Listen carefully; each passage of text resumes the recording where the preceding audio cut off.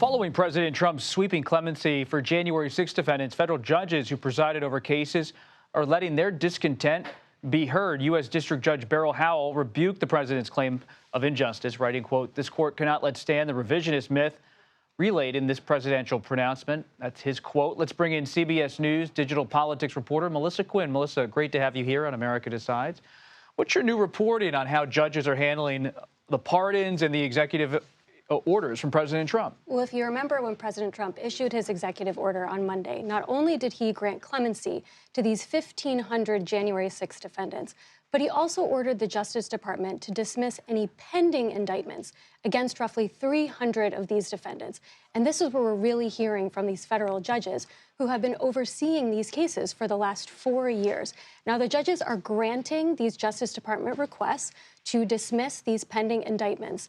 But in doing so, they're issuing these very strongly worded orders where they're basically saying we cannot recast the events of January 6th in the way that President Trump has, trying to call it a day of love. They're pointing to some of the evidence, the images, the videos that have surfaced in some of these cases and saying this was a day of violence. This was a day in which 140 police officers were injured, and we cannot rewrite the history of that day.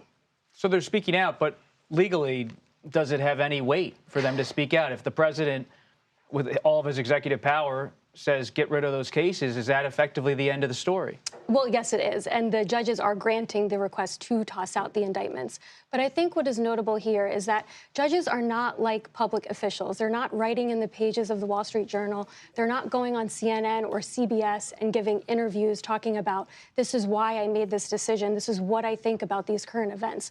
Their opinions, their written orders are really where they are sort of showing their work. And I think that that is why you are seeing them here speak out so fervently against these pardons and saying, I want to do one quote from Judge Tanya Chutkan, who oversaw President Trump's prosecution that has since been dismissed. She said, dismissal cannot whitewash the blood, feces, and terror that the mob left in its wake. So they are certainly taking the opportunity to speak out against this sort of downplaying of the events. Is there a precedent for a president to dismiss pending cases, possible indictments before they even happen? Is that something we've ever seen in history? Well, the president can certainly do whatever he wants. And when it comes to the pardon power, I mean, that is expressly granted in the Constitution. I think you are seeing this sort of pushback against the expansion of that power that we've seen not only from President Trump, as Democrats are saying this is going too far, but also the pardons that were issued by former President Biden in his final hours in office, granting those pardons to his family members and then prior to his son, Hunter Biden. I'm told that you have some new reporting on how the judges, some of them at least, are concerned about their own safety. Absolutely, and that is something that we have seen play out really over the last 4 years. I mentioned Judge Chutkan. She had protection by U.S. Marshals.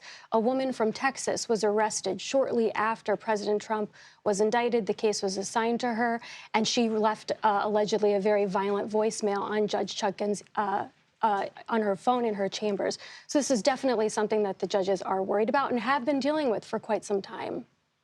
Melissa Quinn, thank you so much for your reporting. We appreciate it.